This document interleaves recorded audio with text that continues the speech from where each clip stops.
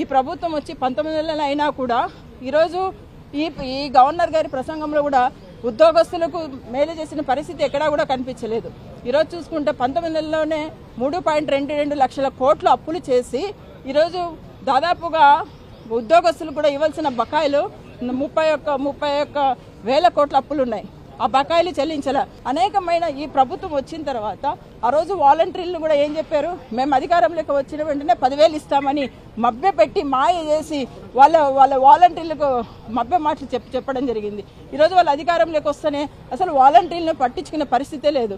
వాళ్ళతో సర్వీస్ చేయించుకున్నారు కానీ వాళ్ళని పట్టించుకునే పరిస్థితి లేదు. ఈరోజు 2,40,000 మంది వాలంటీర్లు రోడ్డున పడ్డారు. నిరుద్యోగ భృతి ఇస్తామని చెప్పాడు. 3,000 రూపాయలు నిరుద్యోగ భృతి అన్నారు. నిరుద్యోగ భృతి లేక ఈరోజు వాళ్ళు నిరుద్యోగులు కూడా రోడ్ల మీదకి వచ్చారు. మా జాబ్ క్యాలెండర్ జనవరిలోని జాబ్ క్యాలెండర్ అన్నారు. జాబ్ క్యాలెండర్ ఇచ్చే పరిస్థితి లేదు. అంటే ఇలాగ అనేకమైన అలివిగాని హామీలన్నీ ఇచ్చి ఈ ప్రభుత్వం అధికారంలోకి రావడం జరిగింది. వచ్చిన వెంటనే కూడా సూపర్ 6 అన్నారు. వాటిలో 3 మాత్రమే ఇచ్చారు. 3 కూడా అర్రకొర ఇవ్వడం జరిగింది. ఇంకా 3 అసలు ఇవ్వని పరిస్థితి.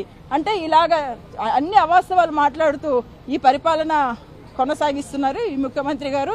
ఏది మనకు వరస్ట్ గవర్నెన్స్ ఏది అంటే